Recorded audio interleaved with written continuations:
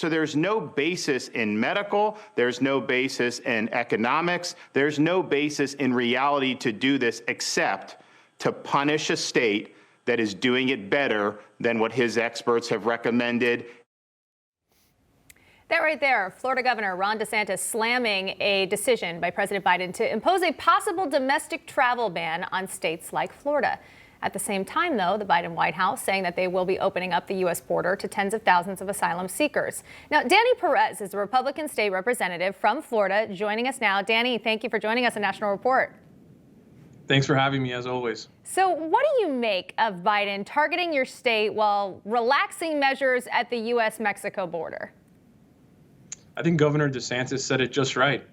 In the state of Florida, we've taken care of our citizens by giving out the most vaccines of any populous state in the entire republic, and at the same time making sure that our businesses have been able to stay open throughout the pandemic safely, but yet giving them the opportunity to prosper where other left-leaning states have not done the same. The governor has actually dealt with the pandemic the best if we're going to compare him to any other state in the entire country. On the other hand, you have the border not only wide open under President Biden, but doing temperature checks. Not tests, temperature checks at the borders. That's just it's not the same. And it's confusing. You know, I happened to be flying back yesterday. I was at LaGuardia in New York. I had 3 separate checkpoints to make sure that I filled out the paperwork saying that I had traveled, I had been tested in the past 72 hours, tested, not my temperature, but had a COVID test in the past 72 hours just to get back into the state of New York. How is this not so contradicting? It is not only contradicting, it's unconstitutional. The shutdown of travel to the state of Florida. Let's go back to President Biden's quote. He's talking about shutting down travel into the United States from certain countries and Florida.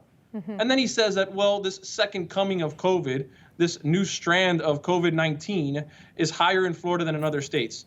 I would love for someone to ask him, what states is he comparing us to? Because if he's comparing us to Idaho, I think it's safe to say that the numbers are different because our population is just a tad higher in Florida than it is in Idaho. He's just not comparing apples to apples. He's trying to specifically pick on the state of Florida, and Governor DeSantis has done a phenomenal job of saying we're just not going to allow that. Let us take care of our own business. I think we've done a good job, and we will continue to do a good job for our small businesses moving forward. Just don't get in our way.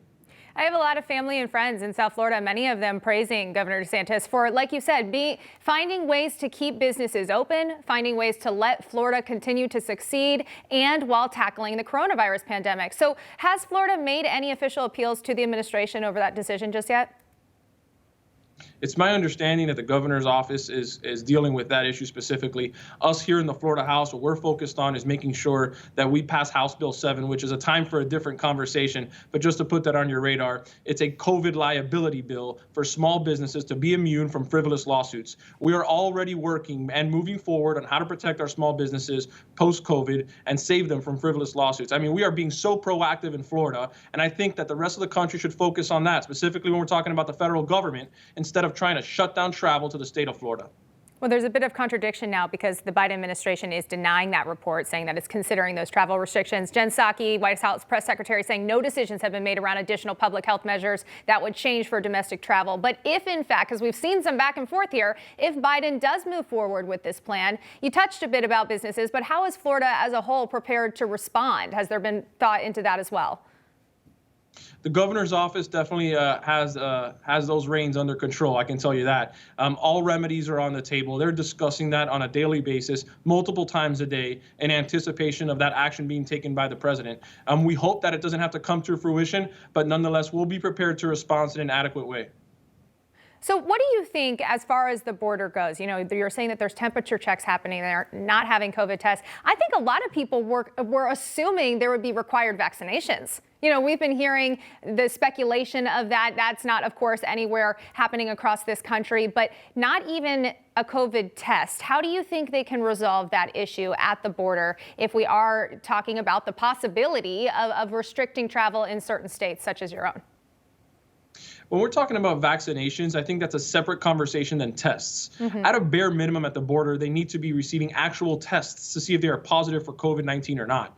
When we're discussing the vaccine on a different level, we need to make sure that all Americans that want the vaccine receive the vaccine first. There's nothing wrong, there is nothing racist, and there is nothing partisan when someone says America first. If Americans want to receive the vaccine and they haven't been able to do so, that needs to be our number one priority, specifically our third generation and our seniors. And that's what we've done in Florida. We have over, I think at this point, we're at over 1 million. We're probably pushing close to 2 million vaccines to our elderly population.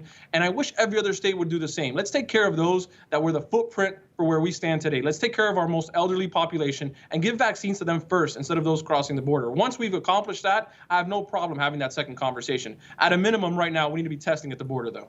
And every day we hear issues about seniors, like you're talking about, having issues getting the vaccine, whether they're waiting in long lines or they just can't navigate the website. That's too confusing. But Representative Danny Perez, thank you so much for your insight this morning. Thank you. I'll see you soon.